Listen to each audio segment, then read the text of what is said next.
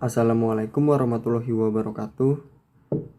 Saya Tegar Prasetya. Di sini saya akan menjelaskan materi tentang distribusi binomial bersama kelompok saya, yaitu saya sendiri Tegar Prasetya, lalu ada Rafa Lutfan Abu Bakar Yusuf, ada Syauki Nabil Fala, dan dilanjut dengan Sigit Aryo Widodo. Di sini saya akan menjelaskan tentang pengertian variabel. Variabel adalah suatu yang dapat mengubah nilai atau suatu besaran yang hanya bisa mengambil nilai-nilai yang berbeda.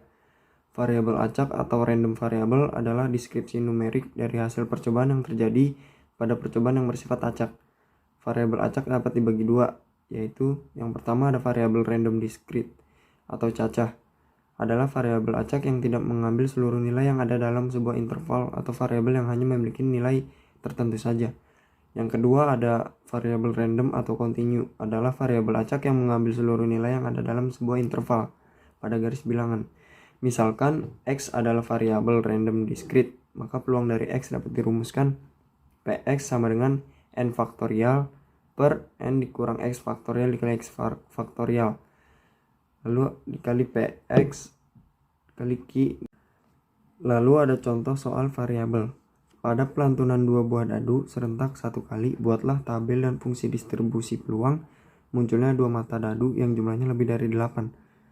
Dari tabel di atas dapat dibuat fungsi distribusi peluang, yaitu fx sama dengan 4/36 jika x-nya adalah 9, 3/36 jika x-nya adalah 10, 2/36 jika x-nya adalah 11, 1/36 jika x-nya adalah 12, dan seterusnya.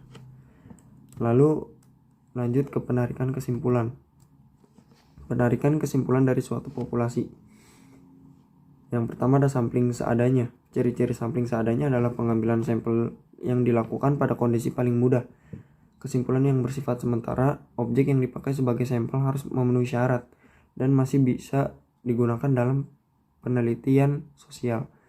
Contoh ketika meminta berpendapat dari setiap siswa yang lewat di depan perpustakaan sekolah terkait pemilihan ketua OSIS. Dalam hal ini, yang dimaksud populasi adalah siswa, sedangkan sampelnya adalah pendapat siswa tersebut. Lalu ada sampling purposif. Ciri-ciri sampling purposif adalah mengambil sampel didasarkan pada pertimbangan, perorangan atau peneliti dan seiring digunakan pada studi kasus untuk persoalan yang khas. Contohnya ketika membagikan angket kepada seluruh siswa sekolah terkait kegiatan pembelajaran yang berlangsung selama 1 semester. Dari keseluruhan angket tersebut ternyata hanya 70% yang dikembalikan. Akhirnya, kita memutuskan untuk menggunakan 7% angka tersebut sebagai sampel yang representatif. Dalam hal ini, populasinya adalah seluruh angket yang dibagikan, sedangkan sampelnya adalah 70% angket yang dikembalikan. Lalu ada sampling acak. Ciri-ciri sampling acak adalah setiap anggota populasi mempunyai peluang yang sama untuk menjadi sampel dan biasanya digunakan untuk populasi yang bersifat homogen atau memiliki sifat-sifat yang sama. Contoh dari sampling acak yaitu para peneliti lembaga survei datang ke beberapa TPS di Jakarta untuk melihat surat suara hasil penolehan sementara pemilu 2019. Dalam hal ini, populasinya adalah seluruh surat suara di seluruh TPS di Indonesia, sedangkan sampelnya surat antara suara di beberapa TPS di Jakarta. Jadi di sini saya akan menjelaskan tentang contoh soal penarikan kesimpulan. Seseorang akan melakukan penelitian tentang kegiatan ekstrakurikuler catur di SMA sekota Bogor. Tentukan teknik pengambilan sampel yang tepat. Pembahasan. Catur merupakan salah satu kegiatan ekstrakurikuler yang unik. Tidak semua SMA memiliki catur di daftar ekstrakurikuler. Oleh karena itu, peneliti bisa mempertimbangkan bahwa sampel bisa diambil dari beberapa SMA yang memiliki ekstrakurikuler catur. Tidak perlu SMA sekota Bogor. Jadi teknik pengambilan sampel yang tepat adalah sampling purposive. B. Cara penarikan kesimpulan melalui hipotesis. Yang pertama ada pengujian hipotesis dengan distribusi T. Prinsip utamanya adalah membandingkan nilai T hit hasil perhitungan dengan nilai T-tab. Untuk melakukan pengujian hasil penelitian dengan cara ini dilakukan langkah-langkah sebagai berikut. Yang pertama, menetapkan hipotesis 0 atau H0 dan hipotesis alternatif atau H1. Hipotesis 0 atau H0 adalah hipotesis yang berhubungan dengan T teori yang akan dibuktikan. Sedangkan hipotesis alternatif atau H1 adalah hipotesis yang berlawanan dengan teori yang akan dibuktikan. Yang kedua, ada menghitung nilai rata-rata data atau mean dan nilai simpangan baku dari data tersebut atau standar deviasi. Yang ketiga, menghitung nilai T dengan rumus T sama dengan X bar min mu per S akar N, di mana mu sama dengan nilai hipotesis. Yang keempat, membandingkan nilai T dari perhitungan dengan nilai T pada tabel T student dengan taraf kesalahan A dan derajat kebebasan DK sama dengan N-1. Taraf kesalahan tes A adalah peluang terjadinya kesalahan sebagai batas toleransi dan menerima hipotesis. Biasanya A sama dengan 0,05 atau A sama dengan 0,01. Yang kedua ada pengujian hipotesis dengan distribusi Z. Prinsip utama pengujian hipotesis dengan cara ini sama dengan prinsip uji T, yakni membandingkan nilai Z hasil perhitungan dengan nilai Z pada tabel. Perbedaannya adalah pada jumlah sampel yang diuji atau N. Untuk sampel dalam jumlah besar, kita asumsikan lebih dari 300, maka kita gunakan uji Z, sedangkan untuk sampel ukuran kecil maka digunakan uji T. Untuk melakukan pengujian hasil penelitian dengan distribusi Z ini dilakukan langkah-langkah yang sama dengan langkah-langkah pengujian distribusi T, yakni sebagai berikut. Yang pertama, menetapkan hipotesis 0 atau H0 dan hipotesis alternatif atau H1. Yang kedua, menghitung nilai rata-rata data dan nilai simpangan baku data. Yang ketiga, menghitung nilai Z hit dengan rumus Z sama dengan X bar min mu per S kali akar N. Yang keempat, ada membandingkan nilai Z dari perhitungan dengan nilai Z pada tabel distribusi Z.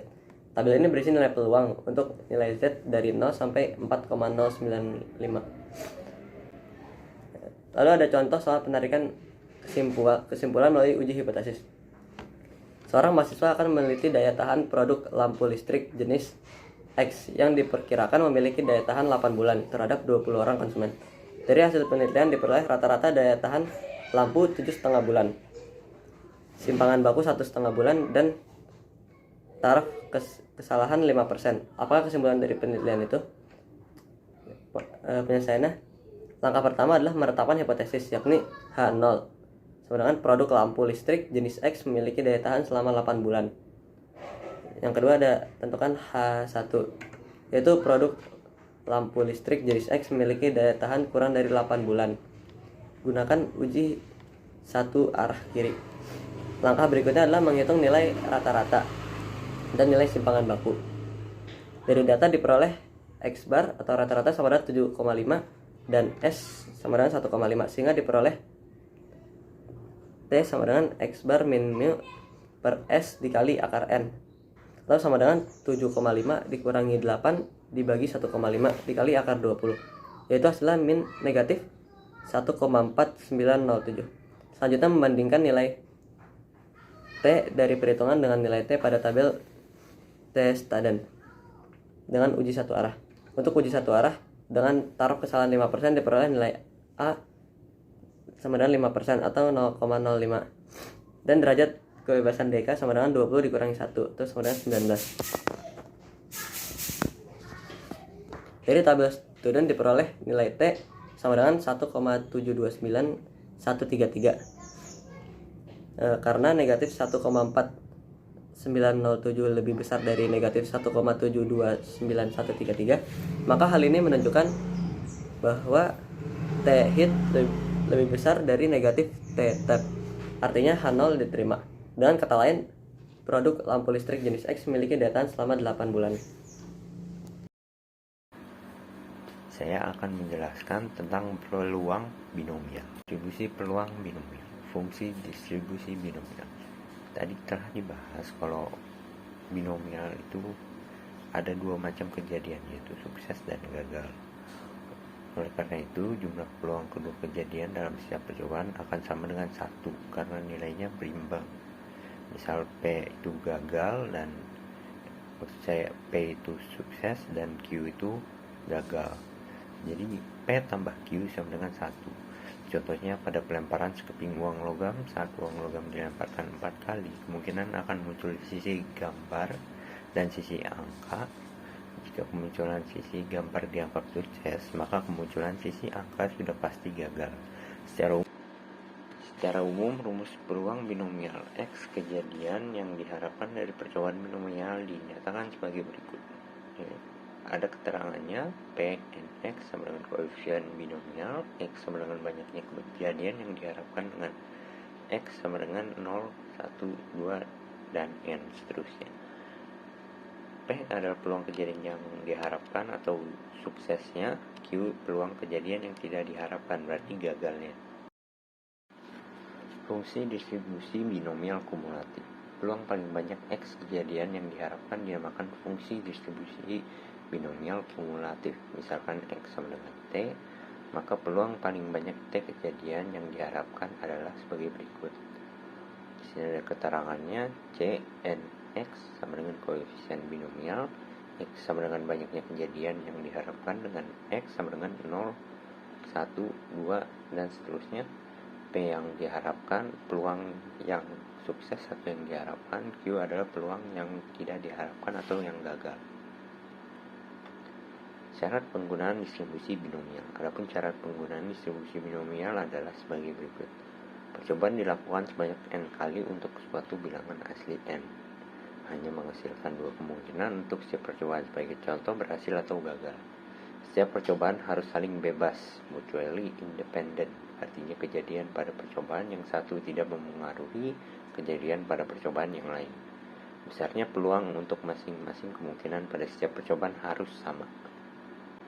Sini ada konsep dan sifat fungsi distribusi binomial. Sifat distribusi binomial bisa dilihat nih di bawah sini. Rataan sama dengan n kali p. Ragam itu dia simpangan baku tapi kuadrat sama dengan n kali p kali q, atau n kali p dikali 1 dikurangi p, sama aja itu q ya. Lalu ada simpangan baku, berarti kan dia simpangan baku, dia itu ragam tapi bukan yang dikuadratin. Ada median dan modus juga. Oke, hari ini saya akan menjelaskan tentang contoh soal. Kemudian contoh soal yang pertama itu ada tentang keluarga Markus berencana memiliki 3 orang anak.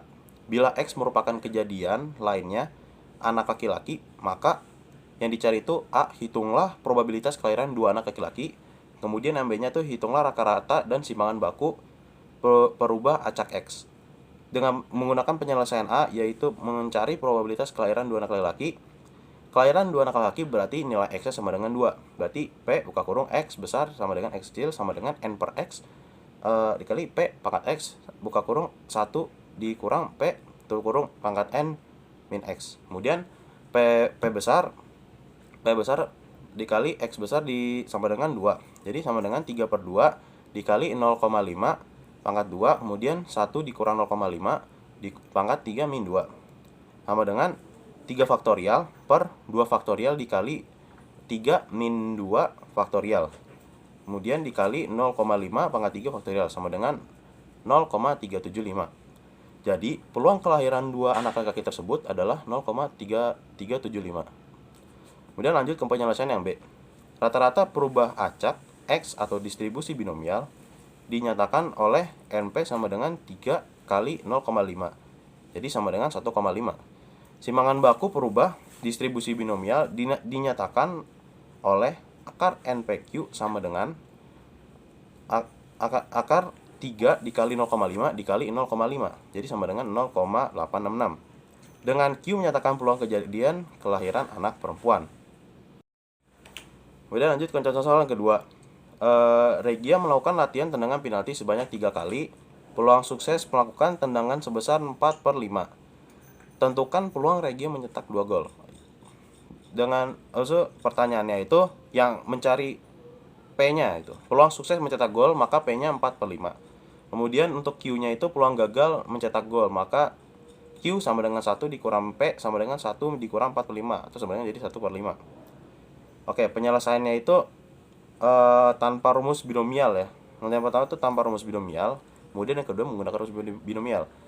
Untuk kalau tanpa menggunakan rumus binomial, berarti misalkan M-nya itu tendangan yang masuk, kemudian yang G-nya itu sebagai tendangan gagal. Maka peluang pertamanya itu, peluang tepat mencetak 2 golnya itu ada MMG, ada MGM, dan juga GMM. Peluang hasil tendangan MMG, peluangnya itu tuh 4/5 dikali 4/5 dikali 1/5 sama dengan 16/125. Kemudian peluang keduanya itu MGM, peluangnya itu tuh 4/5 dikali 1/5 dikali 4/5, jadi 16/125. Untuk peluang ketiganya GMM, maka peluangnya 1/5 dikali 4/5 dikali 4/5 sama dengan 16/125.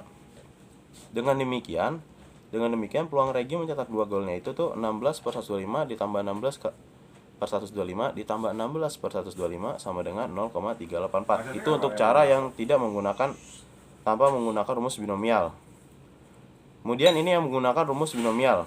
Ya, cara menggunakan rumus binomial ini langsung menggunakan N sama dengan 3, X sama dengan 2, kemudian P sama dengan 45, kemudian Q-nya itu 1/5. Karena Regi berharap 2 gol, maka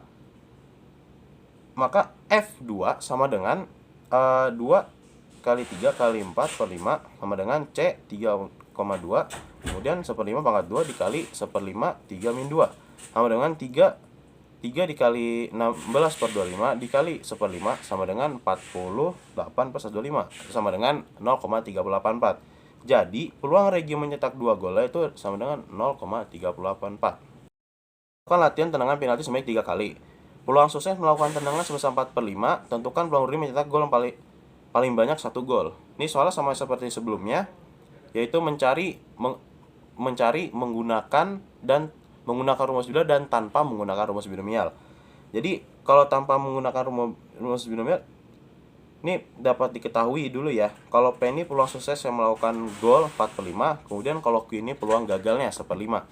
Oke, kalau menggunakan tanpa rumus distribusi binomial ini, misalkan M ini ada tendangan yang gol atau masuk, kemudian adalah G ini tendangan yang gagal. Dan mencetak gol 1 paling banyak itu ada MGG, GMG, kemudian ada GGM dan juga GGG. Untuk peluang MGG, maka peluangnya itu 4/5 dikali 1/5 dikali 1/5, jadi 4/125. Untuk peluang GMG-nya, maka peluangnya itu tuh 1/5 dikali 4/5 dikali 1/5, jadi ya 4/125. Untuk peluang GGM-nya itu, maka 1/5 dikali 1/5 dikali 4/5 sama dengan 4/125. Untuk peluang GGG-nya berarti 1/5 dikali 1/5 dikali 1/5, jadi jawabannya 1/125. Dengan demikian peluang Regi mencetak golnya itu 2 gol ya, yaitu 4. Dapat dihitung jumlah semua dari semua peluangnya itu dari 4/125 ditambah 4/125 ditambah 4/125 ditambah 1/125. Jadi jawabannya 13/125. Dapat didesimalkan jadi 0,104 tuh. Itu kalau tanpa menggunakan rumus binomial. Kemudian kalau menggunakan rumus binomial itu, kalau mencetak 1 gol berarti N sama dengan 3, X sama dengan 1, kemudian P-nya sama dengan 4/5 dan Q sama dengan 1/5. Dengan demikian F1 sama dengan B dikali 1 dikali 3 dikali 4/5, kemudian C sama dengan semuanya sama dengan C. Lalu 3 kali 1 di 3,1 dikali 4/5 pangkat 1, kemudian 1/5 dikali 3 pangkat 3 min 1. Jadi sama dengan 3 dikali 4/5 dikali 1/25. Jadi sama dengan 12/125. Kalau mencetak 0 gol, jadi N itu sama dengan 3, X sama dengan 0, dan P sama dengan 4/5, kemudian Q sama dengan 1/5. Yang dibedakan ini X-nya ya. X-nya doang. Kalau mencetak 1 gol berarti 1, karena itu mencetak 1 gol. Jadi X-nya 1. Kalau tidak mencetak 1 gol, maka X-nya jadi 0 gitu.